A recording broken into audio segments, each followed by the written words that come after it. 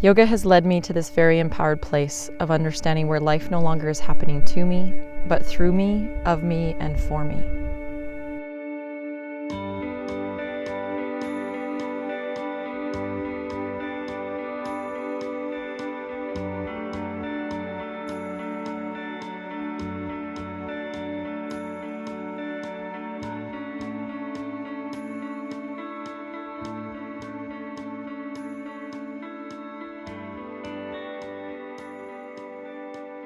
The signs all point me to look long and loving in the mirror at all of myself. My choices to this point, my behaviors and attitudes that reaffirm my sculpted viewpoints, and my deep to the core values. It's been really tempting to blame the teacher for not meeting my needs, or shame my parents for messing up my dreams, or claim the victim in a society designed for consumption of fables and fears.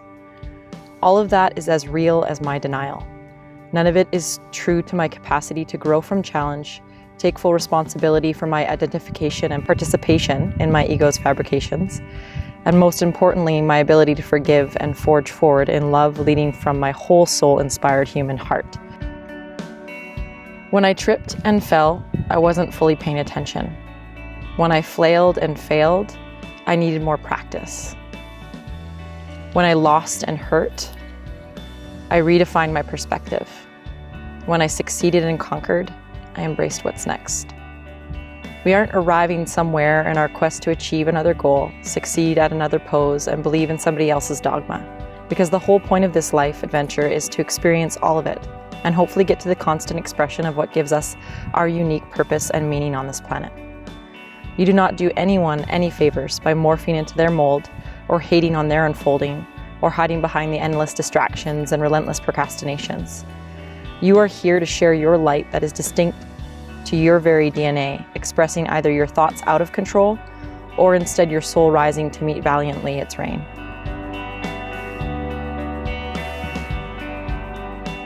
You are the only person that knows what flutters those butterflies deep in your belly and ignites a fire that opens your heart to more of infinitely possible. So I wonder what Wander would bring. I am curious what would happen if you stopped relying on the teachers to have the answers, or the doctors to fix your aches, or the government to decide your values. I wonder what would happen if you wandered less in line with the stories you already know the endings to, and took the pen in your own hands. Begin with one word, and then another. Watch how the body responds. Am I authoring my life from that intuitive place that allows me all sorts of flow, or am I fighting to fit in what I know will get me the best mark, or waiting for somebody else to write the first sentence for me? You're not here to live somebody else's vision, and you are not right now to berate somebody else's decision. You are here to fully hone your own. As you approach the top of the mat, what are you bowing to? Why are you feeling so tight in your hips day in and day out with no change? Where are you trying to get from this practice of shapes in space? Who are you trying to impress, and who do you compare yourself to? Who do you judge, and why do you want it to look like them or that? If your life is truly your own because you have claimed it, and you truly wish to live the wise teachings yoga is offering, then wouldn't it be reasonable to say that your practice would be absolutely unique to the expression of your needs and your body and your heart each day? Don't you want to set yourself free in the true embodiment of what it means to be whole, enough as you are, and love in motion? And although that truth is the same for all of us, how it is conveyed and manifested will be exclusive to the wonders you have seen and the wanders you have experienced, the wagers you have pledged, and the wishes you hold dear. So release this limited form of yoga that is only right in the correct alignment, or perfect sequence of poses, or exact tempo of breath, or faultless guru's perspective. And go ahead and explore, ask questions, and feel how they resonate, and venture outside the box of the mat and see what insecurities arise, and most importantly, play.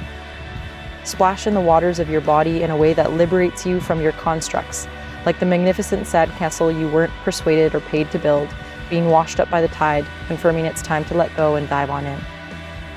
Vow to conform only to the instructions of your heart's most generous offering, and deliver yourself fully to presence. Vow to wander alongside the wise guide connection on the inside of your body, bending to breath, your breath believing in your boundless capacity to make this world a better place, because you were brave enough to fully be all of you, always. And that is a wonderful life to lead.